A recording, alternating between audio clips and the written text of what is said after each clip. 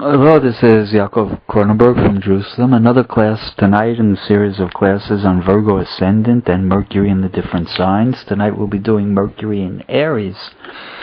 Mercury, Aries, of course, is connected with the 8th house and a Virgo ascendant. So again, there's a certain element of difficulty there. Because the 8th house is the house of death, the house of transition, the house of change. People don't like change. The biggest change, of course, is going from this world to the next world. But there's always changes and changes going on in the person's life, so there's a certain difficulty with that in the 8th house energy, right? Because the 8th house is not connected with the ascendant.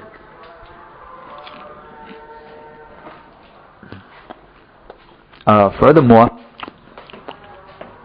the 8th house is connected with a lot of things. It's connected with, of course, it's connected with other people's money. It's the 2nd house from the 7th. It's connected with, like we say, death, transition. It's connected with all sorts of, the mysteries, secret things, sexual secrets, right, the secret part of the body.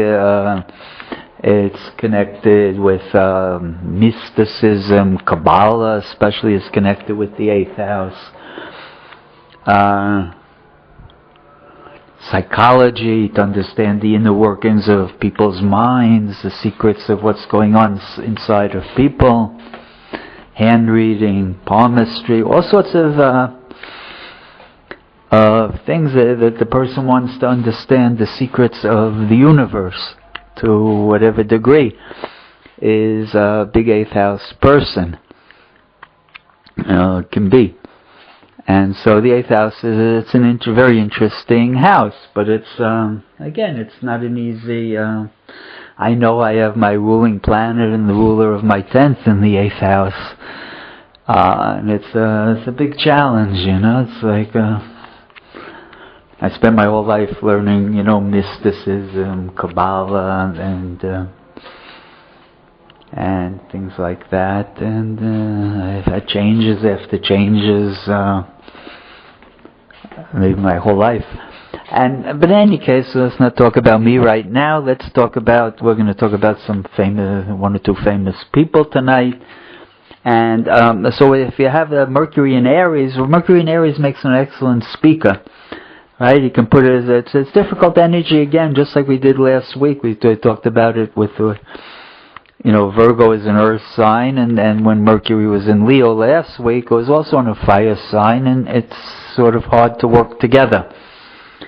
The fire burns the earth, scorches the earth, and the earth puts out the fire. But in any case, so when you got Mercury in Aries, this person was very, very ego, as the ruling planet. Aries is about the most egotistical planet around, a sign around, and so it doesn't go again with that servant type of nature of the ascendant. But in any case, when you got the Mercury in Aries, so the person's going to be sort of he's going to have to try to balance out that. The Virgo nature with the Aries drive and determination and sort of egotistical nature to balance them out, which is sometimes it can be a hard balancing act for the person. I want to do a chart tonight. Actually, I only have actors. This time all I could find was actors. I'd like to find other professions. I think it would be more interesting if we had other stuff. But anyway, this guy is more known as a womanizer than an actor, so maybe in that sense it'll be interesting. He's a Virgo rising with, his name is Warren Beatty. And he's got the Mercury in Aries. In his house, in his chart's a little bit distorted. It falls in his 7th house. and he's also got the sun, again, just like we saw last week with Gene Kelly. He's got his ruling planet Mercury, and it's conjunct with the exalted sun. So again, there's a tendency towards success. Right away when you look at that, you think there's going to be a certain amount of success, even though right, you're going to see like success. The person, especially in Aries, they're egotistical, and when you got that strong exalted sun there, the sun in Aries, the world was created for me and people were created to serve me. And so he must have a big ego, this man. And so anyway, he's going to express himself. Again, it's in the 7th, but it should be really in the 8th. So again, his life is going to be built around partnerships, marriage, relationships, sexual encounters from the 8th house, 7th house relationships, marriage, things like that. He's got also Saturn exactly on the 7th house cusp. And really that prevented him from getting married till very late in life.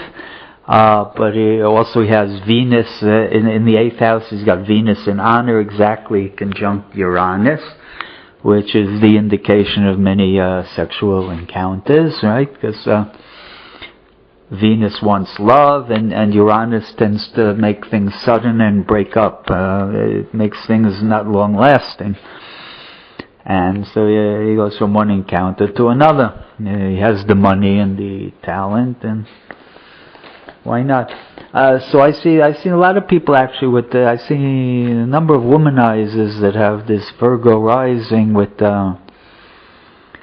Mercury and Aries. I think I have the one, Hugh Hefner. He was the head of he was a publisher. He had a magazine called Playboy, I think. And in any case, he was also the same combination.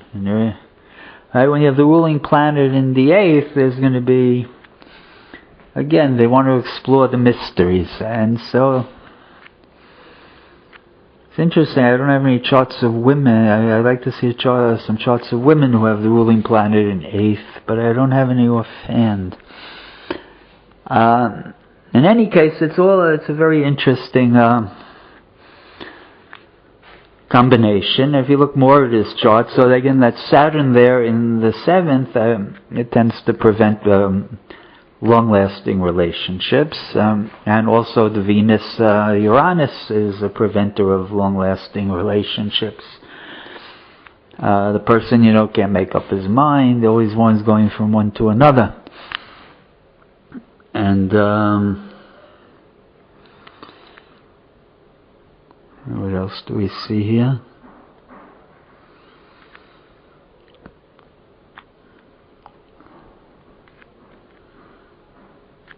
And so again, he's got Neptune also. He's got Neptune on the ascendant. That's another thing where the person thinks very highly of themselves. When a person has Neptune on the ascendant, wherever Neptune is, the person overemphasizes that house. And so when you have Neptune in 1, you overemphasize, the person who has Neptune in the 1st, they overemphasize their own importance. They think they're very, very special, unique, things like that, when you have Neptune in the 1st house. But it's good again for actors, right? Neptune is films, photography, and so again there's this idea of acting, right? So you see again in his chart a very strong 1st house, and